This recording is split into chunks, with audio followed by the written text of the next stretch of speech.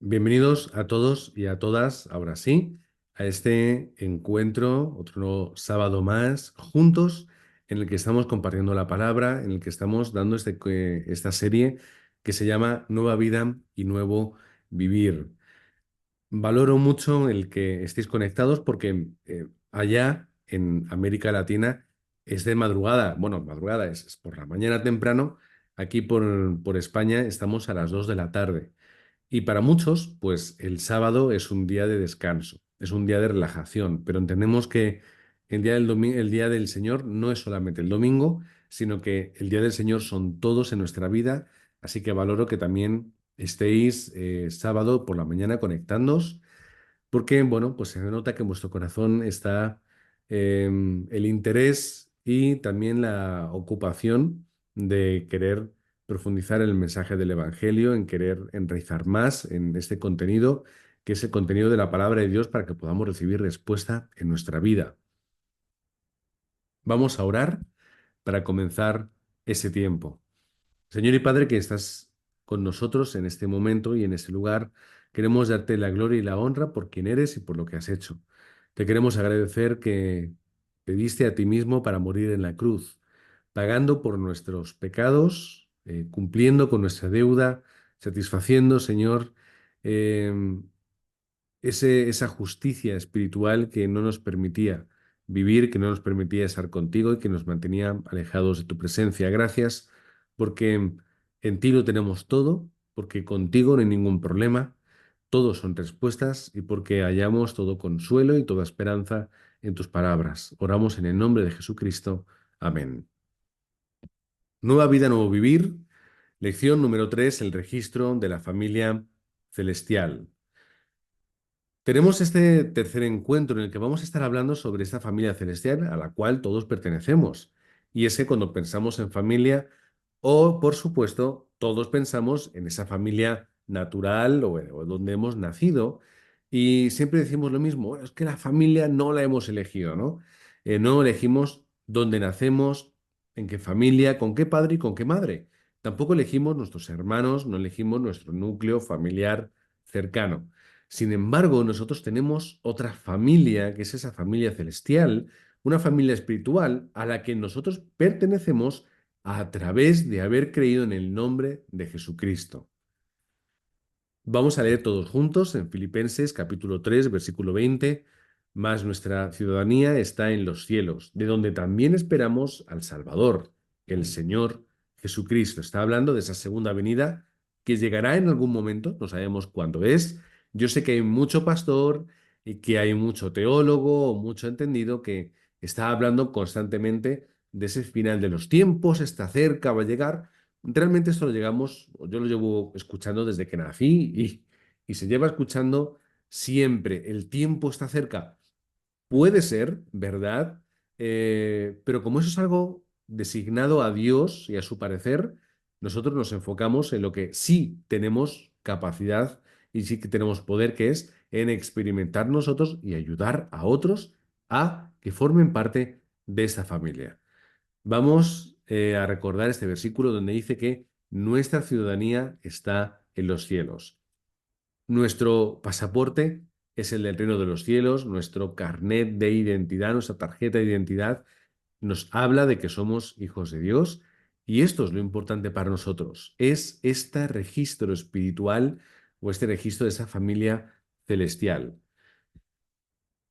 ¿Cuándo se cambia este registro de nuestra familia espiritual? Este registro cambia en el momento en el que nosotros creemos en Jesús. Creemos en la obra que Él ha hecho, nuestro registro cambia. Esto es lo que dice Juan 5:24.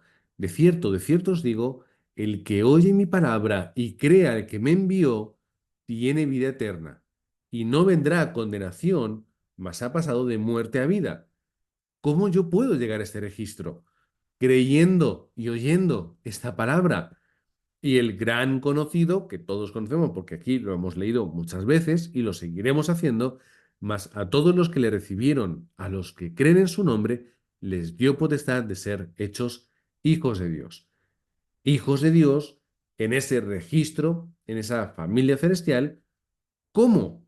recibiéndole y creyendo en su nombre, en este nombre en el cual tenemos que creer.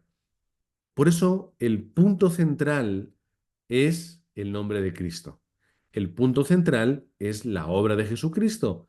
Esto es lo que realmente tiene que estar en nuestro corazón. No es una religión o no es un credo o no es cumplir con requisitos, es algo que tiene que ver con la fe. Creo y acepto el regalo. Creo y recibo la salvación y entonces mi registro familiar cambia. Por eso es tan importante creer en Jesús. Primera de Pedro 2:9 nos dice algo muy importante. Mas vosotros sois linaje escogido, real sacerdocio, nación santa, pueblo adquirido por Dios. Es decir, cuántas cosas leemos que nos dice la palabra y que nos dice que somos por parte de Dios. Linaje escogido, sacerdotes del Rey, una nación santa, es decir, somos un pueblo apartado y porque somos adquiridos, comprados por la sangre de Cristo, para que anunciemos las virtudes de aquel que os llamó de las tinieblas a la luz admirable. ¿Qué somos? Escogidos, sacerdotes del Rey, santos, adquiridos. ¿Con qué motivo? Anunciar el qué? La obra de Dios, que es pasarnos de la tiniebla a la luz. Esto tiene que estar en nuestro corazón. ¿Quiénes somos y para qué estamos aquí? No penséis en otra cosa. Somos de esa familia celestial, escogidos, santos, adquiridos. Todo de alguna forma puede ser una especie como de sinónimo, porque Dios nos ha escogido, es decir, entre todos nos ha llamado. Somos santos, quiere decir apartados para la obra y además adquiridos para sí, pero no nos olvidemos del motivo. Anunciar la obra de Dios, que es pasarnos de la tiniebla o de las tinieblas a la luz admirable, a su luz admirable. En segundo lugar, ¿qué significa salvación? Y esto es algo que a veces tenemos que recordar porque es muy importante. ¿Qué significa salvación? ¿De qué hemos sido salvados? Sería una pregunta que nos podemos hacer. Cuando nosotros hablamos de que somos salvados, somos salvos, es porque antes estábamos en peligro y ahora estamos seguros. Cuando es salvada una persona en el mar es porque estaba en peligro de ahogarse y sin embargo ya está en la orilla libre del problema del ahogo. Cuando nosotros estábamos en peligro y estábamos en sufrimiento y estábamos muertos en nuestros delitos y pecados, Él nos salva y nos lleva a otro lugar que es estar en vida, disfrutando libres, en gracia, en amor, en misericordia y en esperanza, solamente a través de la obra en Cristo. Por eso leemos ahí, liberación del problema fundamental, imposible por el ser humano por sí mismo. ¿Cuál es la salvación? Es la obra de liberación ¿de qué? Del problema fundamental. ¿Cuál es ese problema? Génesis 3, el momento en el que el hombre y Dios se separan por causa del pecado, llegan todos los problemas. Podemos resumirlo en tres aspectos. Uno, resolver el problema del pasado. Salvación es resolver el problema del pasado. Hemos hablado de Génesis 3, pero lo vamos a leer en Efesios 2. Versículo 1. Y Él os dio vida a vosotros, está hablando de Jesucristo, cuando estabais muertos en vuestros delitos y pecados. En segundo lugar, salvación es resolver problema o el problema del presente. Efesios 2, la segunda parte, y versículo 8. Dice, conforme al príncipe de la potestad del aire, el espíritu que ahora opera en los hijos de desobediencia. Este es el problema, que hay una autoridad y hay una obra de Satanás en el mundo en el cual tiene a la gente apresada. Esto también lo que ocurre ahora se soluciona a través de Jesucristo en la cruz. Por eso dice después en el versículo 8, porque por gracia sois ahora salvos.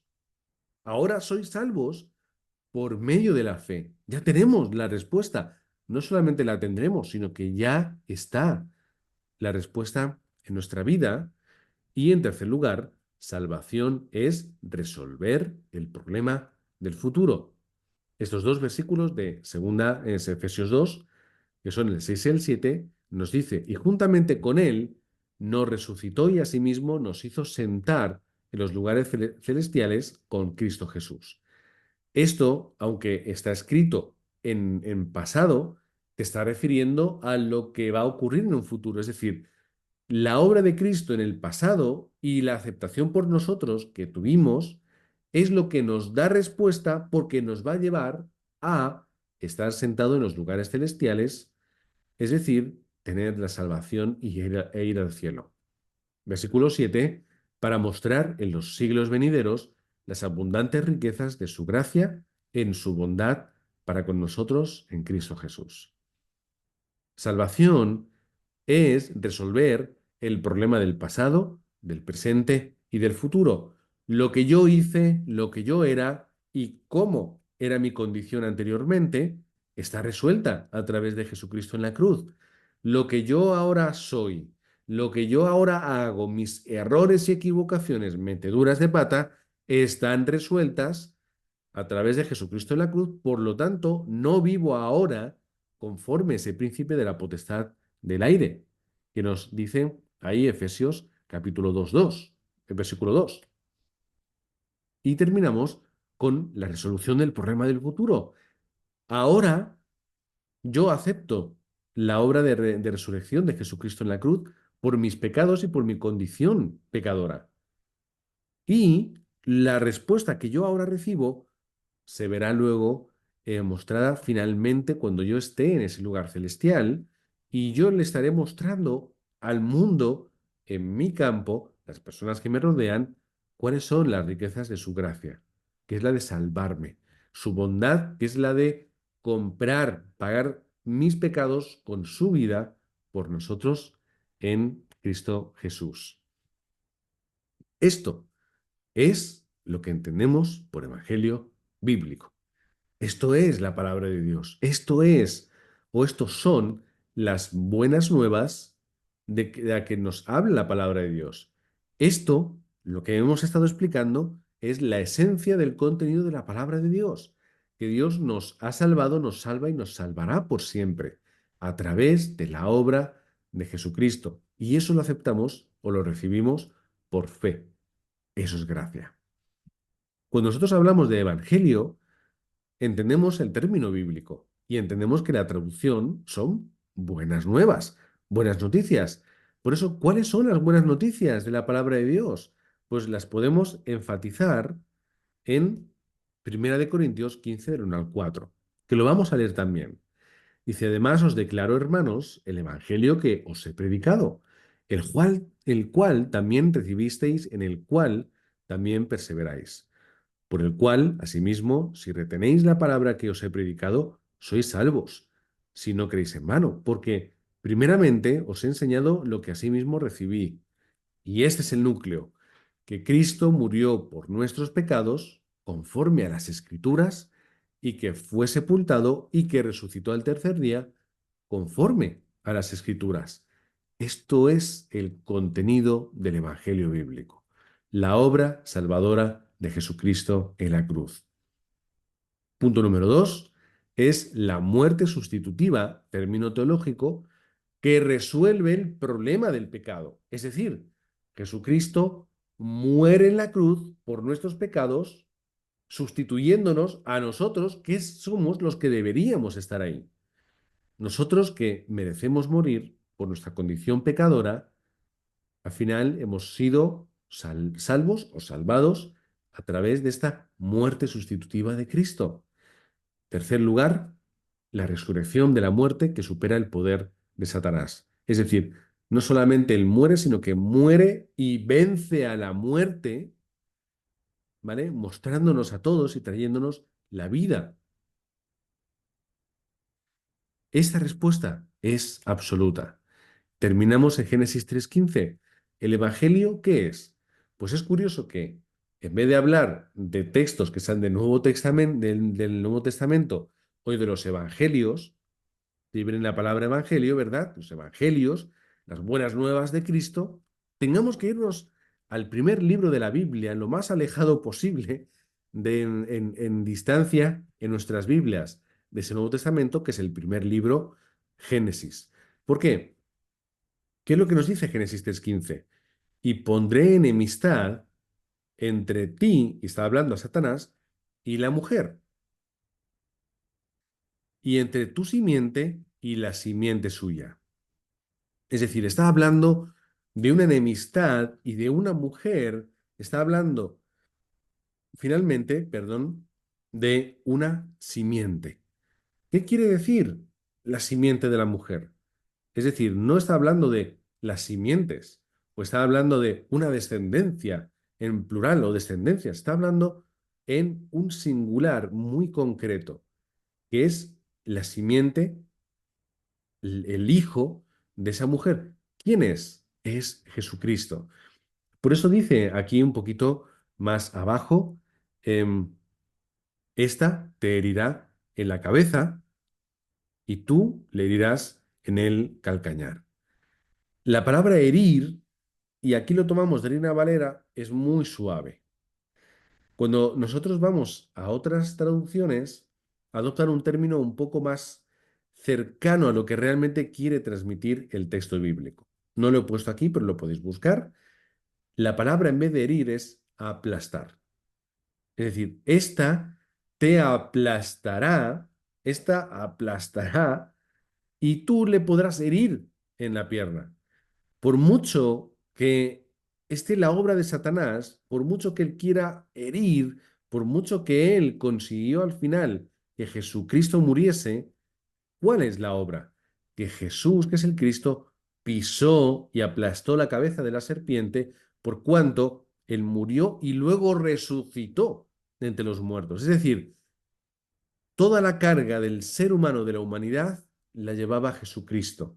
Y al morir y resucitar, esa carga ha sido solventada.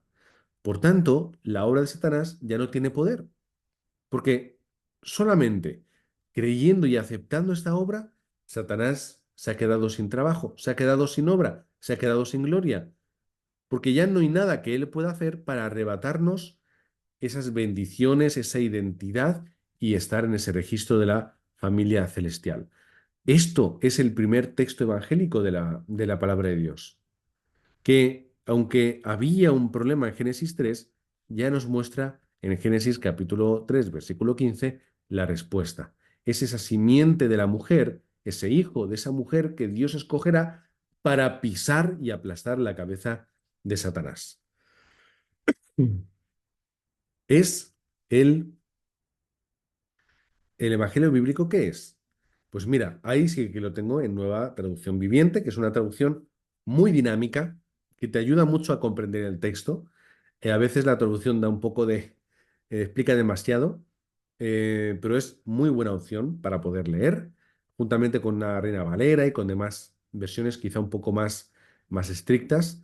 Dice la palabra de Dios, debido a que los hijos de Dios son seres humanos, es decir, hechos de carne y sangre, el Hijo también se hizo de carne y sangre, pues solo como ser humano podía morir y solo mediante la muerte podía quebrantar el poder del diablo. Tenía quien tenía el poder sobre la muerte. Claro, Dios tuvo que hacerse hombre, morir como hombre en semejanza nuestra, es decir, como nosotros tal cual, carne y sangre y condición humana absoluta, para que de esta forma pudiese vencer a la muerte y quebrantar el poder del diablo. Cuarto lugar, es disfrutar del camino de salvación. Cuando nosotros estamos en este registro de la familia celestial, que es quizá un título un poco extraño, algo poético, ¿verdad? Pero lo entendemos, es el registro de aquellos que han disfrutado del camino de salvación. Lo recordamos del primer encuentro, que este es el tercero. En el primero estuvimos hablando y todo el encuentro, toda la lección fue el camino de salvación. Juan 1:12. Todos los que le reciben y creen en su nombre son hijos de Dios. Esto es el camino de salvación, es transitar por este versículo. Juan 5:24 también lo hemos leído. El que oye y cree es transitar por este camino de salvación. Efesios 2:8 también lo hemos leído. Por gracia sois salvos por medio de la fe, que esto no es de nosotros, es don de Dios. Y al final, todos estos versículos, que no los voy a abandonar tan rápido, estos versículos nos llevan a encontrar una conclusión. Este camino de salvación tiene un final. Este tránsito tiene una parada. Al final, ¿cuál es? Ahora sí, somos hijos de Dios. Somos hijos de Dios, hermanos y hermanas. Gálatas 3:26 nos habla de este registro familiar donde dice, pues todos sois hijos de Dios. ¿Por qué? Por la fe en Cristo Jesús. ¿Cómo yo puedo ser un hijo de Dios? Únicamente a través de la fe. Esto es lo que nos pone a todos nosotros en esta unidad. ¿Por qué somos hermanos si no compartimos sangre, si somos de países diferentes? Somos hijos de Dios. Filipenses 3:20. Nuestra ciudadanía está en los cielos, de donde también esperamos al Salvador, al Señor Jesucristo. Es el texto que nos presidía hoy. Lucas 10:20. Después de que lleguen los discípulos felices de ese viaje evangelístico misionero, dicen, pero no, dicen, madre mía, es que hasta teníamos autoridad sobre los demonios y ayudábamos a las personas que tenían problemas espirituales y orábamos y esas personas eran sanadas de esos problemas espirituales. Dice, mira, no os regocijéis de que los espíritus se os sujetan, sino regocijaos de que vuestros nombres están escritos en los cielos. ¿Por qué dice esto? Porque ellos que habían creído en Jesús, que es el Cristo, estaban ya en ese registro de la familia celestial. En otras palabras, sus nombres están escritos en los cielos. Y luego eh, vamos a ver otros ejemplos. Por ejemplo, ¿quieres ver ejemplos? Pues los vamos a ver en este punto número 6. Moisés sabía quién era. Y Moisés comprendía que él estaba dentro de este registro de la familia celestial, lo entendía perfectamente. Por eso él habla de esta forma en Éxodo 32:32. Él dice que perdones ahora su pecado y si no, ráeme ahora de tu libro que has escrito. Esto es en defensa del pueblo pecador, que habiendo salido de Egipto aún cometían sus meteduras de pata. ¿Qué? Nos vamos a quedar en el final del texto. ¿Qué dice?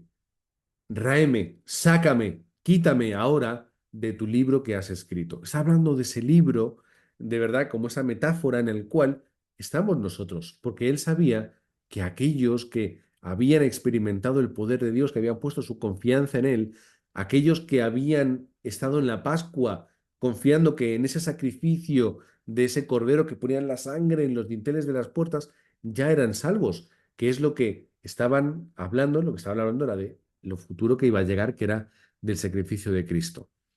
David también conocía esto, el rey David. Por eso él habla y dice, sean raídos del libro de los vivientes y no sean escritos entre los justos.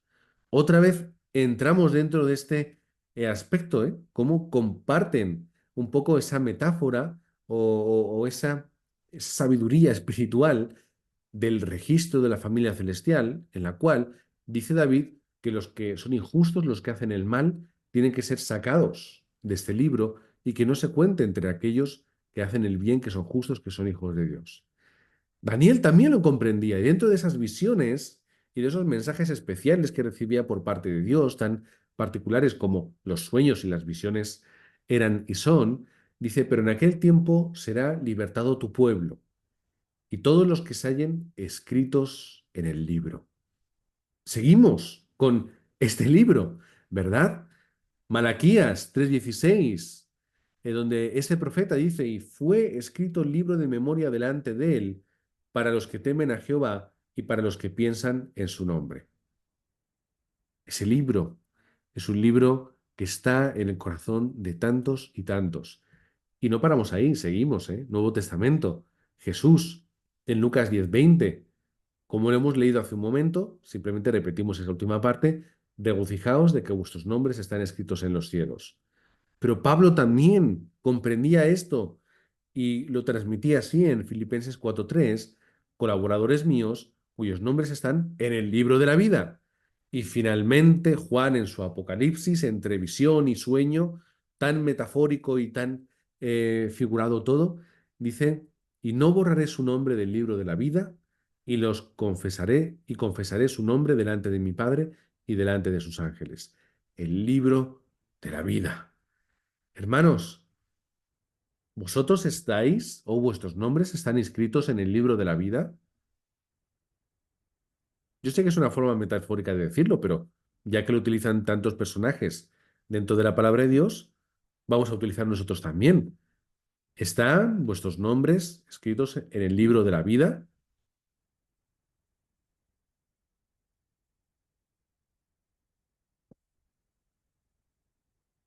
Una- un silencio dramático. Amén. Amén, pues he leído un amén. Ese silencio dramático estaba destinado para vuestros pensamientos y también, como hemos le escuchado, Amén. para vuestras confesiones. Vuestros nombres están escritos en el libro de la vida. Bien, Por supuesto mira. que sí. ¿Por qué?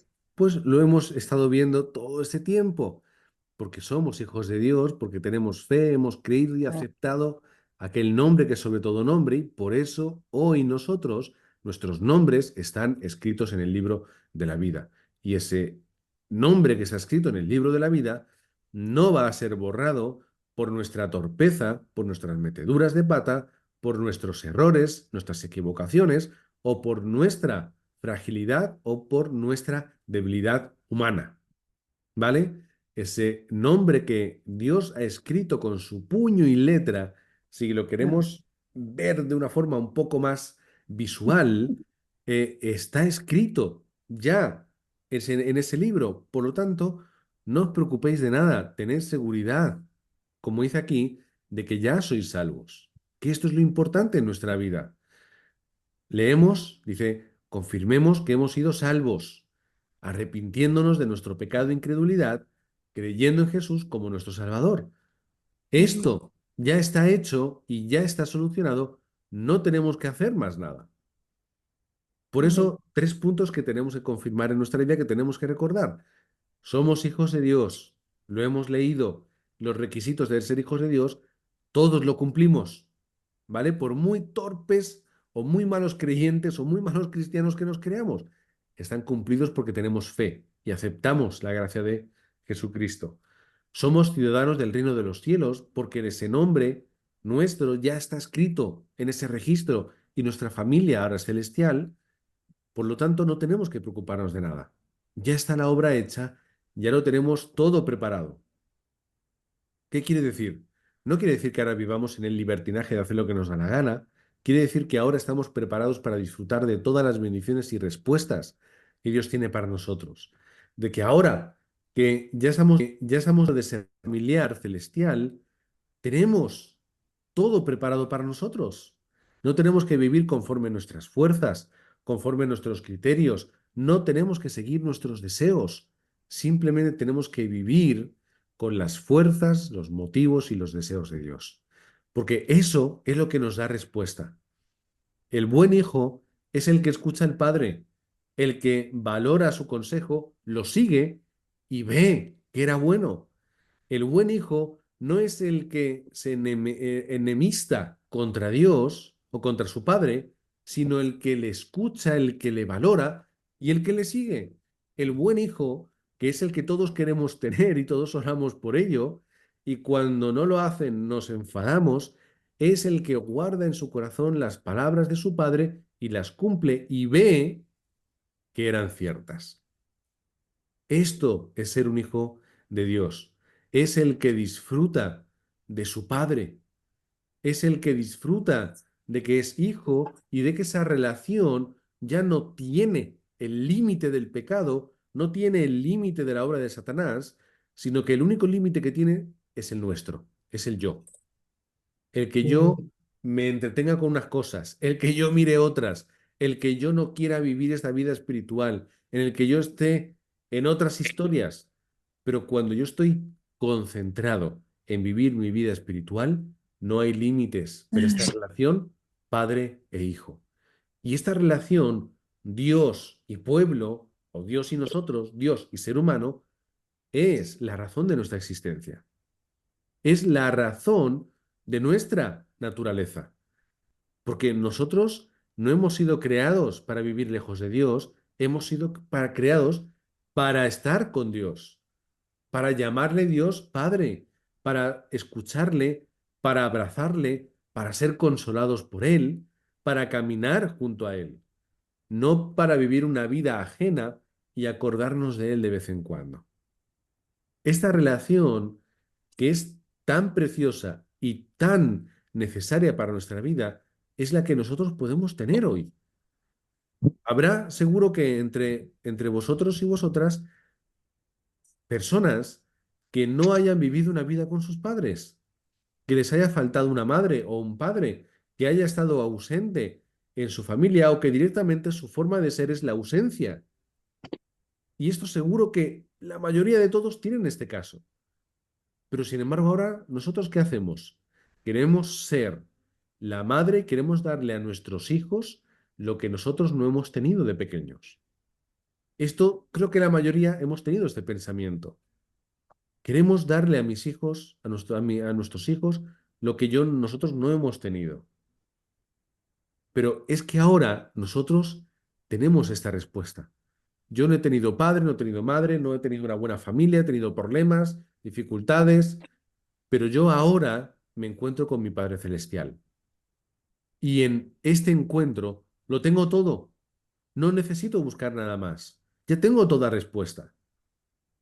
Por eso os bendigo en el nombre de Cristo para que hoy vosotros lleguéis a esta conclusión que ya teníais en vuestra vida, seguro, no dudo de eso, pero que enfaticéis en ella un poquito más, que vuelva a vuestra mente y que vuelva a ser referencia en vuestra vida. Efectivamente, yo soy un hijo o yo soy una hija de Dios y mi Padre está conmigo y mi Padre me escucha, mi Padre me ama, mi Padre me da fuerza, mi Padre me levanta y mi Padre tiene un plan perfecto para mi vida. Solamente mi Padre me exige una cosa, que yo esté con Él. Porque para un padre no hay nada como que sus hijos quieran estar en sus brazos. No hay sensación que te llene más, que te satisfaga más, que te haga sentir mejor que el que un hijo quiera estar en los brazos de un padre. Nada en el mundo. Oye, a mi esposa la quiero con locura. La amo. Para mí es la idónea, perfecta mujer que Dios tenía para mí. No hay ninguna mejor. Pero no hay nada como el abrazo de un hijo. Lo siento mucho ahora que no me escucha, que está por ahí, lo digo. Y si lo tengo que decir delante de ella, lo digo con todo el cariño y el amor, porque ella va a decir lo mismo. Ella va a decir lo mismo. No hay nada como que un hijo quiera estar en tus brazos. ¿Qué es lo que Dios quiere de ti? Que estés en sus brazos. Mañana, tarde y noche, orando, escuchando su palabra y brillando esta luz. Así que, una vez más, os bendigo en el nombre de Cristo, a vosotros que formáis parte y estáis inscritos en ese registro de la familia celestial, en la cual están todos nuestros nombres de aquí hasta la eternidad, pero que ahora, mientras que miramos a lo futuro, nos ocupamos del hoy. Y por eso os bendigo también en el nombre de Jesucristo, para que estéis enfocándoos en esta vida espiritual plena, orando, recibiendo la palabra y recordando, Emanuel, Dios con nosotros. Oramos en el nombre de Jesucristo, a aquel en el que creemos, aquel nombre que hemos recibido, obra que recibimos por fe. Y esa gracia que Jesucristo nos entrega, la agradecemos y la guardamos en nuestro corazón. Gracias porque tú nos has salvado, Padre, de estar muertos en nuestros delitos y pecados. Tú nos has salvado, Padre, de esa ley del pecado y de la muerte. Tú nos has salvado de ser hijos del diablo y nos has llevado a ese espíritu de vida en Cristo Jesús. Nos has llevado a esa respuesta de ser hijos tuyos y de estar nuestro nombre con apellidos todo escrito en el libro de la vida. Y ese libro, Señor, que tú tienes en tu regazo, no lo vas a soltar nunca. Por eso te queremos agradecer de que no es por nosotros, porque jamás hubiéramos podido, sino que es ese regalo que tú nos has dado. Danos, Señor, gracia para tomar la determinación de vivir esa vida espiritual plena, de tomar la determinación de vivir esa vida espiritual concentrada en ti, en ese regazo a tu lado, abrazándote y disfrutando de que estás con nosotros en todo momento y circunstancia. Oramos en el nombre de Jesucristo. Amén.